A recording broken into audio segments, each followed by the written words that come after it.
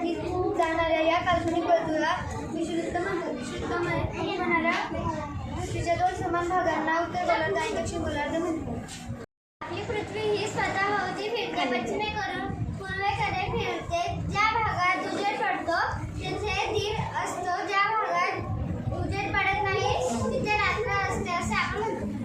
पृथ्वीच्या एका परिमाणाच्या या कालावधीचे आपण एक दिवस म्हणजे एका दिवसाची एक रात्र असते असे भाग असतात. काळ मापण्यासाठी एका दिवसाच्या कालावधीचे आपण 24 समान भाग करून प्रत्येक भागाला एक तास म्हणतो.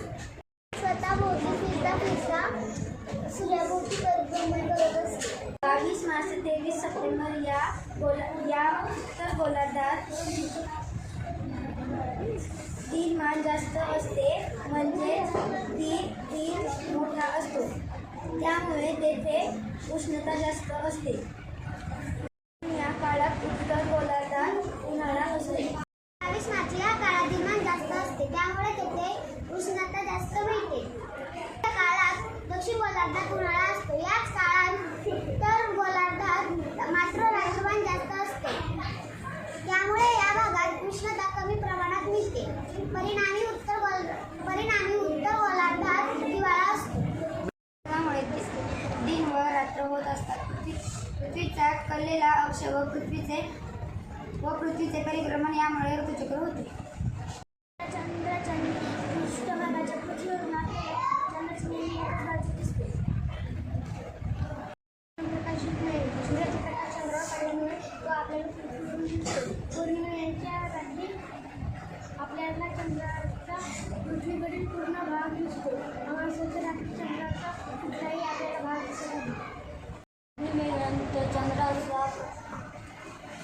पूर्णिमेनंतर चंद्राचा पृथ्वीकडील प्रकाशित भाग कमी कमी होऊ लागतो. 14-15 दिवसांना पुन्हा अमावस्या येते. या पंधरवड्याला कृष्णपक्ष म्हणतात. पुढच्या अमावस्येचा काळ सुमारे 28 ते 30 दिवसांचा असतो.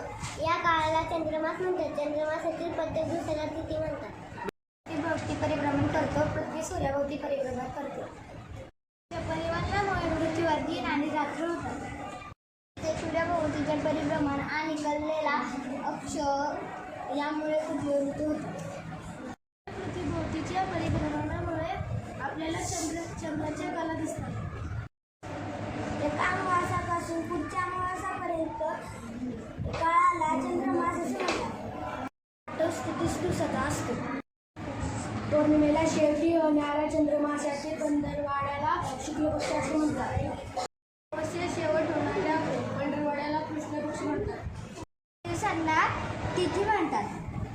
पृथ्वी स्वतःभोवती फिरता सूर्याभोवती परिभ्रमण करत असते. पृथ्वीच्या सूर्याभोवतीचा परिभ्रमण करणाऱ्या कालावधीला आपण वर्ष म्हणतात व एका वर्षात सुमारे 365 दिवस व 6 तास असतात. अमावस्येपर्यंत चंद्राच्या पृथ्वीवरून दिसणारा प्रकाशित भाग कमी होत जातो.